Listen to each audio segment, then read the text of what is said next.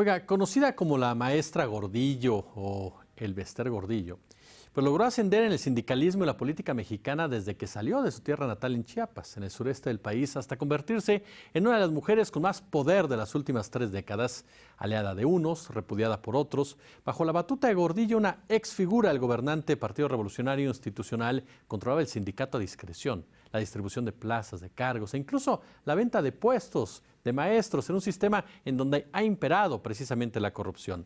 Gordillo tomó las riendas del Sindicato Nacional de Trabajadores de la Educación en 1989, sustituyendo a Carlos Jongitud con la venia del entonces presidente Carlos Salinas de Gortari, que quería acabar con el viejo sindicalismo para poner a sus cuates. La maestra Gordillo es famosa por sus múltiples cirugías estéticas, su afición a los vestidos, accesorios de diseñador y por llevar una vida de opulencia, con aviones privados, con propiedades en el extranjero.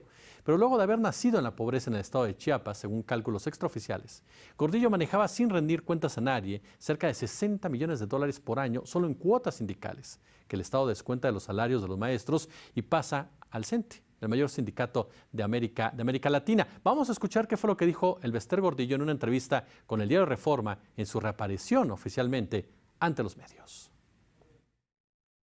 Fue muy fácil acusarme del deterioro educativo y de que las políticas públicas educativas y de que los secretarios de educación no tuvieran la capacidad para realmente impulsar un proyecto de largo alcance educativo que lograse excelencia e, insisto, la formación del hombre universal y lograr valores. Fue muy fácil acusar al sindicato y en esto a mi persona. Y cuando hablaban de los secretarios, yo nunca fui secretaria de Educación, ni subsecretaria. Tuve ofertas para hacerlas y no acepté, porque como hoy digo, ellos gritaron ayer democracia y más salario. Hoy tienen la Secretaría de Educación, que cumplan. La líder sindical, quien usted recuerda fue expulsado a mediados del 2006 del PRI, expulsada, del que fue secretaria general entre el 2002 y el 2006 por rencillas con otros mandos del partido.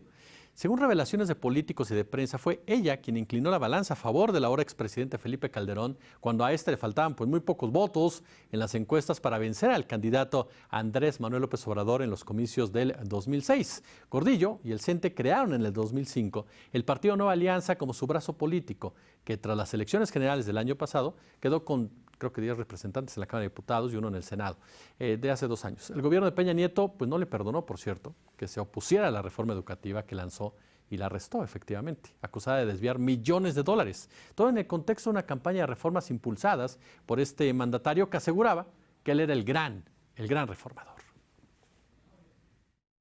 Si bien es cierto que el gobierno anterior decidió que había que detenerme, lo cierto es que lo hizo violentando cualquier derecho, derecho humano, derecho ciudadano, derecho político, como dirigente.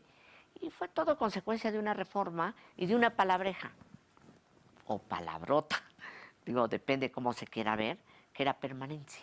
Yo estuve casi 6 años en prisión, no me gusta hablar mucho de eso. Hubo una ausencia, lo que ha habido es una terrible simulación. La educación no ha sido prioridad de ningún gobierno.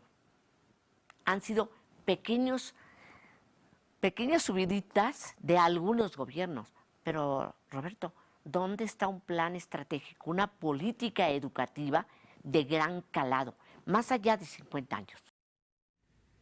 Ahí tiene usted parte de esa entrevista que le reitero dio el Bester Gordillo al diario Reforma y que, por cierto, su regreso ha sido muy destacado, muy aplaudido. ¿Sabe por quién?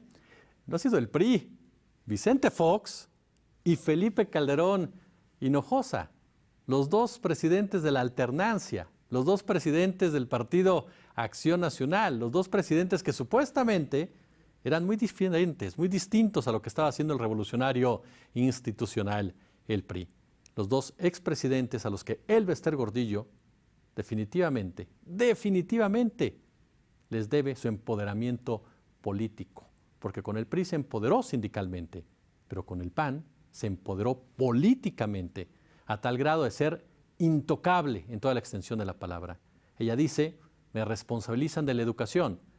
¿Es parte medular de qué? Del sindicalismo corrupto.